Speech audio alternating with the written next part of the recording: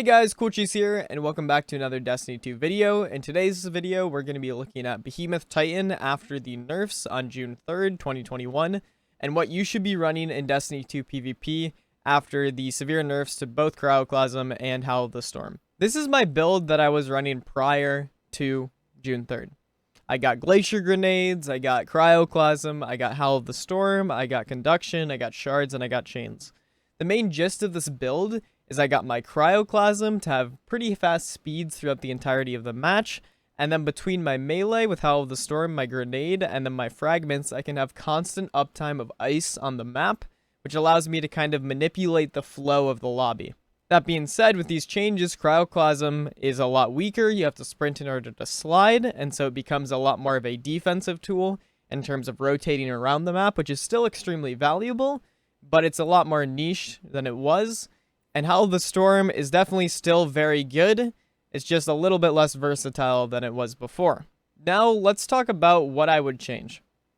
If I wanted to play a similar playstyle to how I was before, I think I would still use the same loadout. Cryoclasm might not be as good as it used to be, but it still has that super strong ability to rotate quickly. What I mean by this is that if one of my teammates goes down and I just need to get the fuck out of there before I get frozen or hit by a solar grenade or something like that, Cryoclasm still allows me to rotate out of an area a lot faster than a lot of other classes in the game. That, in combination with my melee, allows me to essentially say, I don't like this situation, let's go somewhere else. And so Cryoclasm still has a lot of value in terms of rotations and map control, even if it's not quite as great of a tool for aggressive play. Howl of the Storm, I think if you're running Cryoclasm, is a must, just because Howl of the Storm allows you to kind of lane off places. So in the same way that Cryoclasm is very good at helping you rotate, Howl of the Storm is very good at putting ice up so you're allowed to rotate without dying. Similarly, all these fragments are really good for that. Shards, whenever I break my grenades or my Howl of the Storm, I get grenade energy back, which allows me to rotate even better. And then Whisper of Chains allows me to be more tanky when around my ice. So both of those are really good. In this situation, Conduction is really just here for the stats, because Resilience and Intellect are both very strong on a Titan, but that comes more in handy in other builds, which is where it comes to my second build that I might start running. I'm still not entirely sure yet. But if we switch out Cryoclasm with Tectonic Harvest, what does this do? Basically, what this does is this makes you into an ultra defensive absolute warlord on whatever part of the map you're on. You have your Glacier, which is a very good defensive tool. You have your Uppercut, which is another good defensive tool. You still have your melee for rotating out. You won't be able to maintain that momentum with the slide that you can, like you can with Cryoclasm, but it's still very good at getting you out of sticky situations, and you have access to 4 fragments. And so we're keeping the same 3 that I ran before. However, we're adding Whisper of Rhyme, which I'm sure if you've been on YouTube in the past month, you've seen videos about how busted Whisper of Rhyme is. Whisper of Rhyme is absolutely nuts, and since Cryoclasm is getting nerfed, this gives us the opportunity to use Tectonic Harvest with Whisper of Rhyme, which is very, very, very good. Basically, all I change about my playstyle is, without Cryoclasm, is just that I get overshields and I rotate slower. That being said, rotations are still valuable, and I still think there's merit in Cryoclasm, especially against good teams.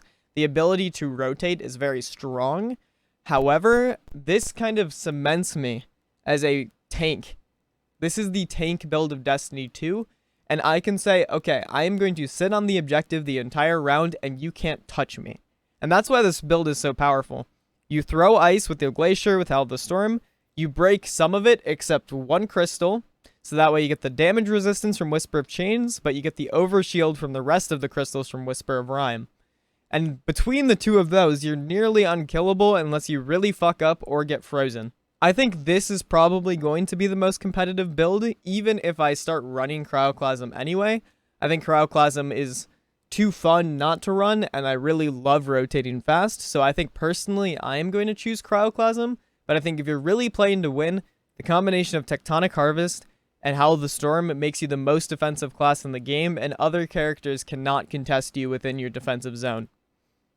Overall, this is going to be a very oppressive build within that kind of 10 meter, 15 meter range, And so it's kind of a shame that this stuff isn't getting nerfed substantially with these stasis changes. I would love to see glaciers get tweaked a little bit. In my opinion, glacier grenades should not be able to freeze, should not instantly detonate on Titan walls. And maybe, I'm not really sure how they'd fix it, but do something with Whisper of Rime and Tectonic Harvest to make it a little bit more fair. That also being said, a lot of people have asked me, why don't I just go to Striker? Why don't I just go to Sentinel, Sunbreaker, etc.? The main thing is about Missile, Bottom Tree Striker, Middle Tree Sentinel, Top Tree Sentinel, and Bottom Tree Hammers. Those are the most competitive Light Titan subclasses. Between all three of those, none of them have an ability to escape CC or crowd control. When I'm thinking about crowd control, I'm thinking about Spectral Blade Smoke Bombs, which will be more prevalent now that Stasis is getting nerfed. And things like Glaciers, seeing someone throw a Glacier, being able to get out of there instantly. Or just Dusk Fields and slows, and etc., right? All of those things that hinder your ability to move. You want to have something that you can still get out of those situations regardless.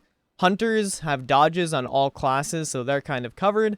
Warlocks just have rifts, so they can kind of afford to stay around those crowd controls a little bit more safely. As well as Top Tree Dawnblade having Icarus Dash, which is insanely powerful. However, on Titan, your only option really with regards to that is the melee. And so as long as Behemoth is the only class that has an instant momentum shift, it's always going to be the most competitive for dueling against other stasis classes, as well as just Spectral Blades. I think a lot of people don't realize how hard Spectral Blades counters Light Titans. So even though, yes, it's great, less people are going to be running Stasis, which also is really good against Light Titans, more people are also going to be running Spectral, so it evens out in the grand scheme of things. Essentially, you're going to be getting fucked by Smoke Bombs and Stasis as opposed to just Smoke Bombs or Stasis. And so I still don't think it is a meta-wise decision to run any of these three classes, especially with the fact that in a Sentinel Super, you cannot block slows or freezes, which is something that Bungie needs to get on ASAP. Something I would like to see to make these classes more competitive, Striker, Sunbreaker, and Sentinel, is I would love to see a change to the shoulder charge trees on these classes. Shoulder charge is actually a very good movement ability. However, like Cryoclasm now, it's a lot less versatile because it requires you to sprint beforehand. However, I have a proposition that I think could be really cool and could give these classes some life within PvP, and that is that I don't think you should have to sprint to cast shoulder charge. Let me explain. So, in my perfect world of shoulder charge, I think you should just be able to tap the melee button and you do your little dash, right? However, if you wanted to do damage with said dash, you would have to sprint however long you do currently. So, for example, I'm playing Top Tree Striker, I'm having a good time, someone throws a smoke bomb at me, I shoulder charge to the right, I can't hit anyone with it, it does no damage, but I get out of that smoke and I can use my primary to gun them down. Or, I can sprint for 2.5 seconds or whatever it is, and go shoulder charge someone and they die. This makes the ability a lot more versatile, and it also gives Light Titans some room to breathe. And I would really like to see that, as these shoulder charge classes haven't been viable for years, and so I'd love to see something done to make them more competitive. Anyways, guys, I hope you enjoyed this video. I hope you guys have fun playing super uber defensive Behemoth, or just have fun with Cryoclasm still, like I probably will. Anyways, guys, have a great rest of your night, and I will see you in the next one. Peace out.